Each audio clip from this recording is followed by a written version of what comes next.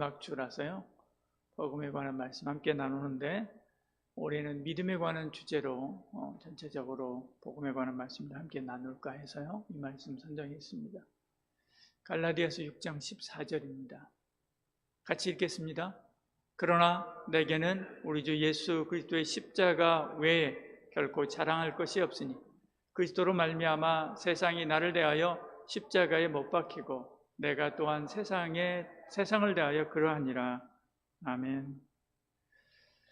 오늘 밤부터 오늘 오후부터 청년 수련회 있습니다. 권기웅 목사님이라고요. 원남교회, 서울에 있는 원남교회에 사역하시는 목사님 오셔서 말씀 전하게 됩니다. 많이들 오셔가지고 저녁 집회는 함께 같이 했으면 좋겠습니다. 우리 성도님들도 다들 오셔가지고 함께하면 좋을 것 같은데요. 그렇게 많이들 오시면 감사하겠습니다. 누가 집사님 저기 뒤에 저기 밖에 로비에 난로 있거든요. 난로, 큰 난로요. 그걸 저 앰프 앞에다가 갖다가 좀 켜놔 주시겠습니까? 집사님 좀 도와주시겠어요? 예, 감사합니다. 날이 추워지면 앰프가 저게 지금 떨어지고요. 그 다음에 EQ가 지금 소리 나는 게 저 EQ 때문에 그렇거든요. 그게 떨어지게 되는데 아침에 난로를 피워가지고 겨우 살려놨는데 난로를 밖으로 빼놓으니까 또다시 지금 저러는 것 같습니다. 그래서요. 함께 말씀 보겠습니다. 모진 고난과 어려움 속에서 초대교회가 형성되고 시작되었습니다. 그들은 아무것도 없었죠. 초대교회는 아무것도 없었습니다. 땅이 있는 것도 아니고 집을 가진 것도 아니고 권력이 있는 것도 아니고 인기가 있어서 다들 이렇게 몰려드는 그런 분위기도 아니었습니다. 지식이 있었던 것도 아니지요. 다락방에 모여 있었던 그 사람들로부터 시작되게 됐죠. 셋집에서 복음을 전했습니다. 길거리와 회당에서 자기들을 반대하고 조롱하는 유대인과 이방인들 그들에게 복음을 외쳐야 됐지요. 바울도 마찬가지로 말년에까지 월세방을 전전하다가 마지막에는 감옥에 갇히게 됐지요. 그러다가 순교했습니다. 그도 한 번도 번듯한 서재나 혹은 사무실 그런 것도 없이 거리와 또 도시를 전전하면서 교회들을 세워갔던 것을 보지요. 아주 초기 그리스도인들은 대부분 노예와 노동자들 그리고 여인들이었습니다. 이 사람들이 초기 기독교의 주축을 이루었던 거죠. 그런데도 불구하고 교회는 날로 성장해 갔습니다. 교회는 물질의 한계를 넘어섰습니다. 공간의 한계도 넘어서고요. 언어의 한계도 넘어서게 됐지요. 민족의 한계도 넘어서서 모든 나라, 모든 민족 속으로 복음이 들어가게 되는 것을 봅니다. 하늘의 새들이 저 북한과 남한 사이의 철책선을 자유롭게 넘나들듯이요. 복음은요, 모든 경계선을 무너뜨리고 날로 확장되어서 계속해서 나아갔던 것을 보지요. 하나님이 원하시는 방향으로 아주 자유롭게 흘러갔습니다. 그리고 성장했습니다. 중요한 것은 환경이 아닙니다. 하나님의 마음이 가장 중요합니다. 하나님의 뜻이 가장 중요하지요. 저와 여러분의 삶도 마찬가지입니다. 우리는 늘 인간적인 시각을 가지고 환경을 바라볼 때가 굉장히 많습니다. 그래서 늘 이것 때문에 안 되고 혹은 저것 때문에 안 된다 그렇게 말하죠. 그러나 하나님이 원하시면 목동도 왕으로 세웁니다. 다윗이 그랬지 않습니까? 하나님이 원하시면 겁쟁이도 용사가 됩니다. 기도원이 그랬던 것을 보지요. 하나님이 원하시면 없는 생명도 있게 하십니다. 아브라함이 100세에 이삭을 낳지 않습니까? 하나님이 원하시면 죽을 생명도 다시 살려냅니다. 무덤 안에 들어가 있던 나사로를 나오게 하시는 것을 보지요. 이것을 믿는 저와 여러분들에게 소원합니다. 그렇다면 하나님이 원하시는 게 뭘까요? 하나님이 원하시는 게 우리의 평안이고 또 우리의 건강이고 그리고 우리의 복스러운 삶들입니까? 그렇죠. 그래서 하나님께서는 이렇게 말씀합니다. 이사야서 61장 1절 3절에 이렇게 말씀합니다. 여호와의 신이 내게 임하였으니 이는 여호와께서 내게 기름을 부으사 가난한 자에게 아름다운 소식을 전하게 하려 하심이라. 나를 보내사 마음이 상한 자를 고치며 홀든 자에게 자유를, 갇힌 자에게 노임을 전파하며 여호와의 은혜의 해와 우리 하나님의 신원의 날을 전파하여 모든 슬픈 자를 위로하되, 무릇 시온에서 슬퍼하는 자에게 화관을 주어 그 죄를 대신하며 희락으로 기쁨을, 그 슬픔을 대신하여 찬송의 옷으로 그 근심을 대신하시고 그들로 의의 나무 곧 여호와의 심으신 바 영광을 나타낼 자라 일컬음을 얻게 하려 하심이니라. 이렇게 말씀했죠. 구약에는 하나님의 놀라운 역사로 성도들이 복을 받고, 그리고 하나님의 나라, 하나님의 교회들이, 나라들이 강성해지고 또 번성해 가는 것들을 많이 봅니다. 초대교회로 가면 상황이 달라지게 되지요. 복음은 아름다운 소식이 아니라 오히려 고난과 괴로움을 가져다 주는 소식이 됩니다. 복음을 받고 믿는 그 순간부터 행복한 자의 마음이 상하게 되고, 자유된 자가 포박당하여 끌려다니게 되고, 놓여진 자가 오히려 옥에 갇히는 그런 일들이 있었습니다. 그런데도 이상하게 희락의 기름으로 슬픔을 대신하고 찬송의 옷으로 근심을 대신하고 기쁜 마음으로 여호와의 영광을 나타내는 삶을 살았지요. 온갖 핍박에도 불구하고 믿는 사람의 수가 날로 늘어난 것을 보지요. 초대교회의 성장은 곧 경계와 억압과 핍박으로 이어졌습니다. 그래서 안정된 직장을 잃어버리고 가족이 해체되고 정든 고향을 떠나야 됐지요. 복음을 받은 사람들이요, 온갖 위험 가운데 노출되며 살아야 됐습니다. 그리고 죽었지요. 그리고 수많은 사람들이 순교를 당했습니다. 그럼에도 불구하고 기하급수적으로 사람들이 늘어났습니다. 교회가 복음으로 예루살렘을 정복하고 사마리아의 견고한 진을 무너뜨리고 유대 땅의 골짜기에 십자가와 부활의 찬송이 가득 차게 한 것을 보지요. 복음이 로마 제국의 구석구석까지 들어가서 황실로부터 노예에 이르기까지 복음이 들어가지 않은 분야, 계층이, 그리고 그런 거리가 없을 정도가 되어버렸습니다. 무엇이 이런 고난 가운데서도, 어려움 가운데서도 생명력을 더하면서 강하게 자라나게 했을까? 이 사람들이 수가 늘어나게 하고 번성하게 하고 교회가 흥황하게 했을까? 그 복음을 받은 그 사람들이 치르는 모든 대가보다, 고난의 대가보다도 하나님의 은혜가 더 귀하고 그 영광이 귀하고 면류관이 귀하다라고 하는 것을 믿는 믿음 때문에 그랬던 것을 보지요. 그것을 구하는 것이 바로 그리스도인이고 이것이 바로 참 제자의 삶이다라고 하는 것을 그들은 다 알았고요. 그리고 그 가운데서 믿음으로 모든 어려움들을 견뎌내고 이겨낸 것을 보지요. 세상이 부러워하는 복, 세상 사람들이 부러워하는 이 복은 십자가 복음을 전하는 수단이다라고 하는 것을 잘 알았기 때문에 그렇습니다. 그것이 목적이 아니고요, 그것이 수단이라고 하는 것을 알았기 때문에 그랬죠. 그래서 초대교회 중심에 서 있었던 바울은 이렇게 고백하는 것입니다. 같이 다시 한번 읽어볼까요? 그러나 내게는 우리 주 예수 그리스도의 십자가 외에 결코 자랑할 것이 없으니 그리스도로 말미암아 세상이 나를 대하여 십자가에 못 박히고 내가 또한 세상에 대하여 그러하니라 말씀하죠. 이런 저와 여러분 되기를 소원합니다. 근데 오늘날 우리는 어떻습니까? 오히려 십자가 복음이 우리의 번영을 위한, 우리 자신의 번영을 위한 도구로 전락하고 만 것을 많이 봅니다. 예배가 푸닥거리가 되고 기도가 비나이다가 되어버렸습니다. 물론 신앙생활에는 하나님께서 주시는 복주심이 있습니다. 하나님의 역사하심이 있습니다. 하나님이 하시는 회복의 역사가 있습니다. 그러나 그것이 전부 다가 아니죠. 그것은 하나님의 영광을 나타내기 위한 어떤 수단에 불과합니다. 그것으로는 우리 신앙생활의 즐거움과 행복, 이것을 채울 수가 없지요. 돈도 권력도 사랑도 조그만 마약 한 줌도 잠깐의 기쁨과 행복, 만족을 가져다 줄 수는 있습니다. 그러나 그것들이 주는 것은 순간이지요. 참된 그리스도인의 기쁨, 행복, 그것은 다른 데서 채워지는 것이 아니지요. 십자가에서 채워지는 것입니다. 그래서 바울이 이야기하는 것입니다. 내가 십자가 외에 자랑할 것이 없다라고 바울이 이야기하고 있는 것을 보지요. 십자가는 사형의 틀이었습니다. 죽음의 아이콘이었지요. 십자가는 사람들의 수치였습니다. 그 사람이 죄인이다라고 하는 것을 나타내는 주홍 글씨와 같은 것이었죠.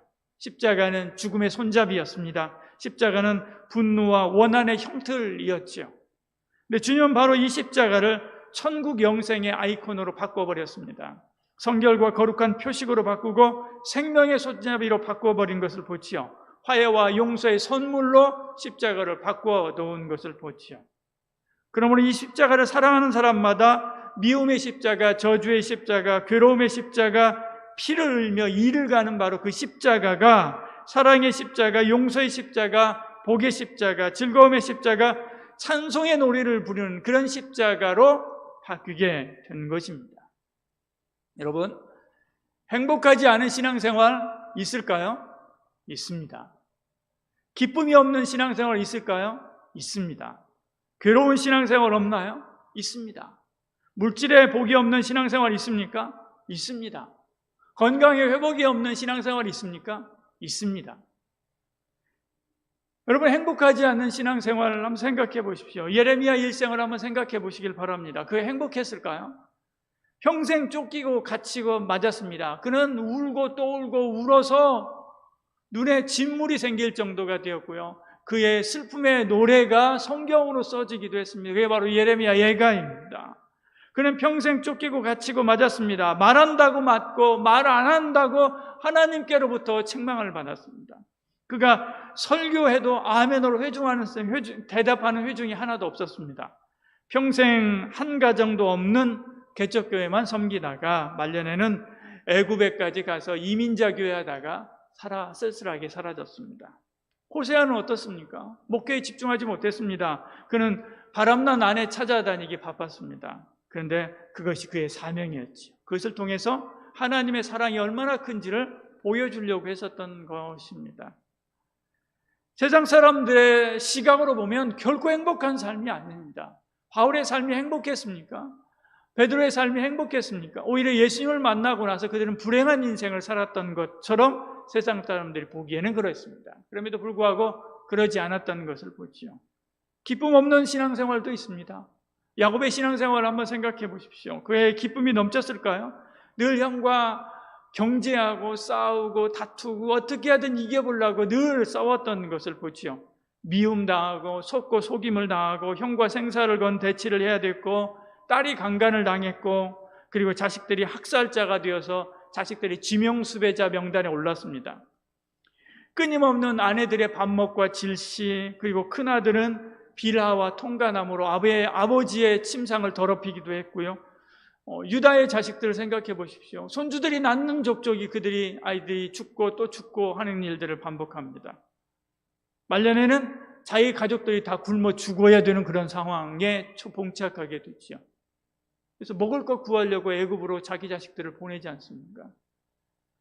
우리 인생과는 비교할 수 없는 파란만장한 삶을 살았죠. 그래서 그의 인생 말년에 그가 바로 앞에 섰을 때 그가 바로에게 그런 얘기합니다. 내 삶이 참 험악한 인생이었다라고 하는 고백을 하게 되는 것을 보지요. 늘 근심을 쌓아놓고 살았다는 것입니다. 물질에 복이 없는 그런 신앙생활이 있나요? 있습니다. 세례 요한을 보십시오. 그는 가난했습니다. 입을 옷도 잘집도 먹을 것도 별로 없었죠. 그는 거지 중에 상거지와 같은 그런 모습이었습니다. 욥도 보십시오. 그는 길거리로 나앉았습니다. 아내는 하나님을 욕하고 죽으라라고 하면서 떠나버렸습니다. 건강에 회복이 없는 신앙생활이 있나요? 있습니다. 바울이 자신의 건강을 해치는 가시, 그것이 무엇인지 모르지만 그 가시를 위해서 하나님 앞에 기도했지만 주님께서는 내 은혜가 족하다라고 말씀하시고 고쳐주지 않았던 것을 보지요.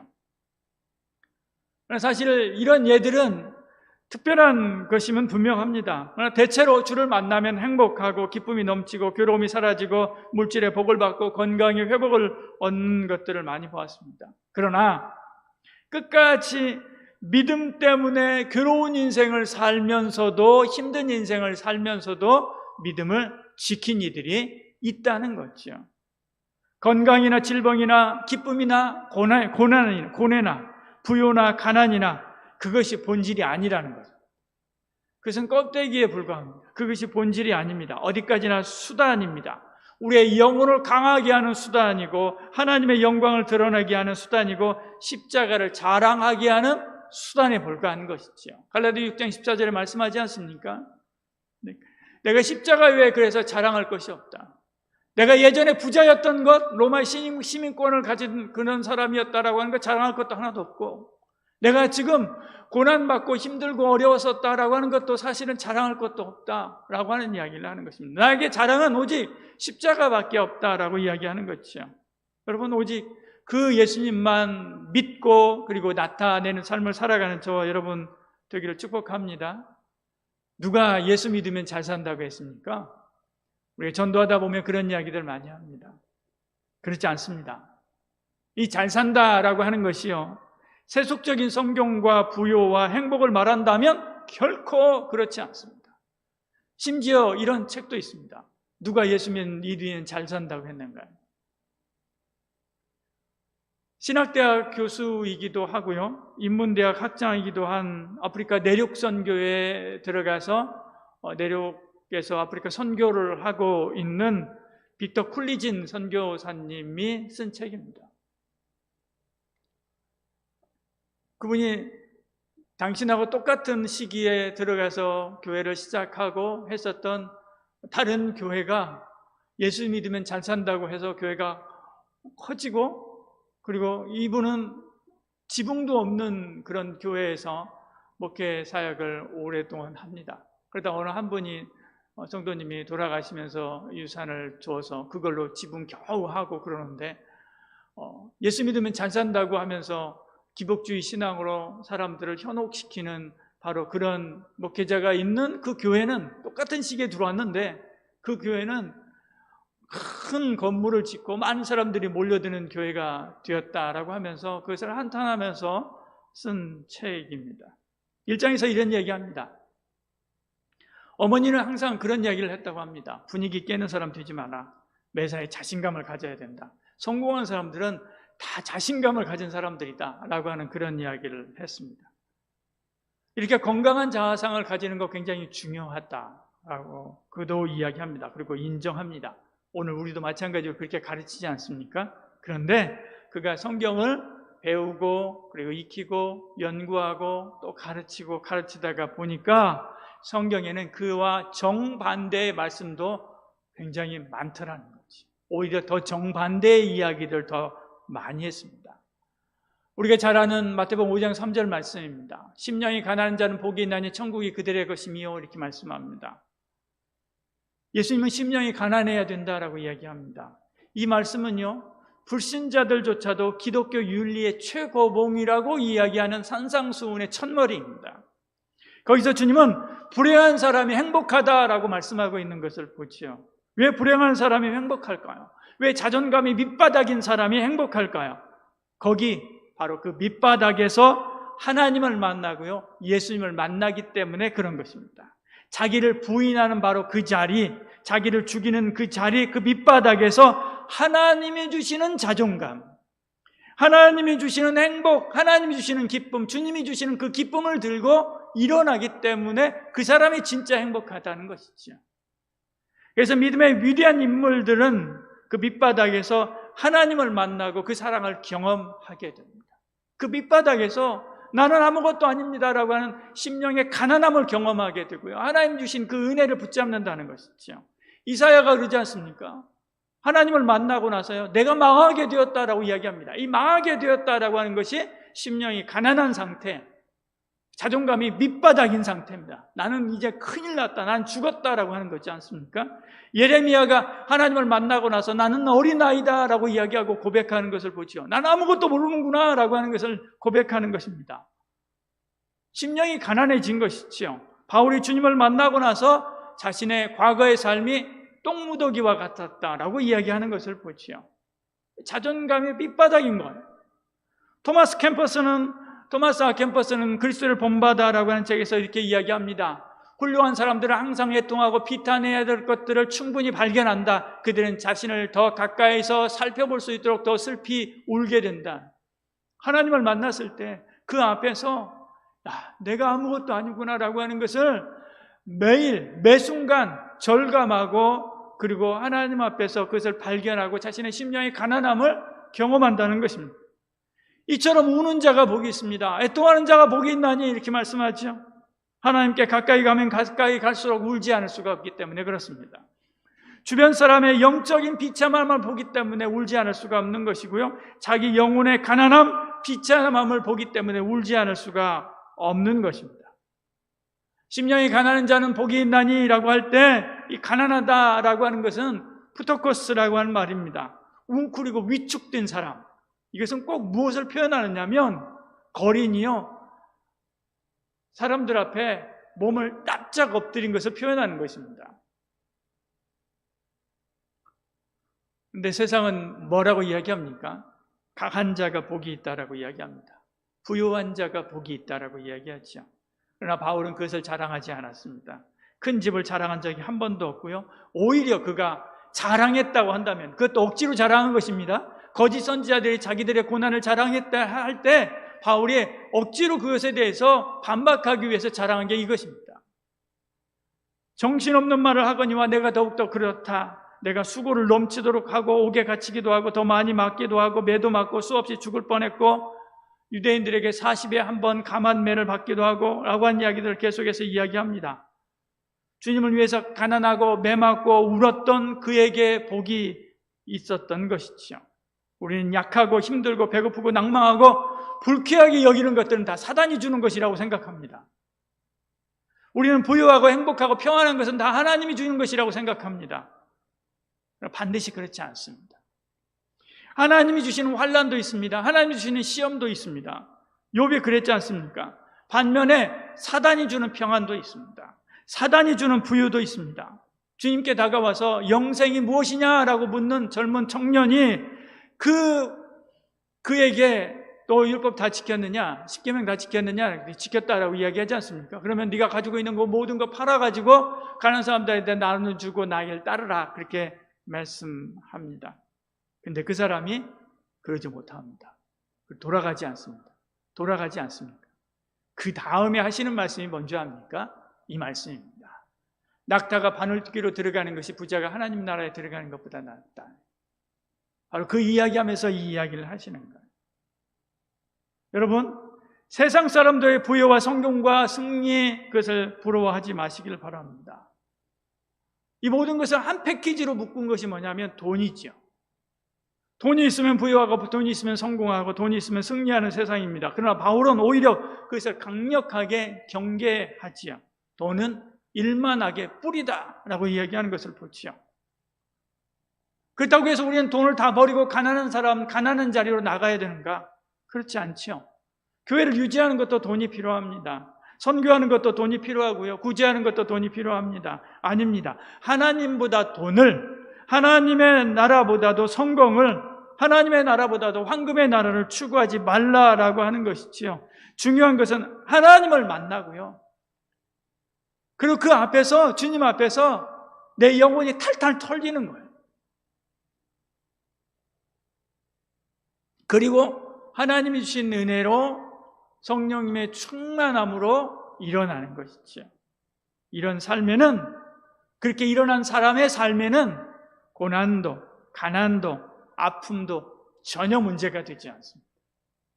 그것을 견뎌내고 이겨낼 수 있는 힘과 은혜와 하나님 주시는 기쁨이 있기 때문에 그렇습니다. 이것이 참 믿음의 삶입니다. 자기를 부인하는 사람이죠. 이것이 그리스도를 따르는 참된 제자입니다. 내가 그리스도와 함께 십자가에 못 박혔나니 그런즉 이제는 내가 사는 것이 아니요 오직 내 안에 그리스도께서 사시는 것이라. 이제 내가 육체 가운데 사는 것은 나를 사랑하사 나를 위하여 자기 자신을 버리시는 하나님의 아들을 안 믿는 믿음 안에 사는 것이다. 그렇게 살아가는 저와 여러분 되기를 축복합니다. 기도하겠습니다. 주님이 원하시면 기꺼이 가난해질 수 있습니다. 주님, 주님의 나라를 위해서라면 기꺼이 매도맞겠습니다. 주님을 믿는 것이 이 세상에 무엇보다 행복하고 기쁘고 좋기 때문에 그렇습니다. 오직 주님만 바라보고 살아가는 저희들 되게 하여 주시옵소서.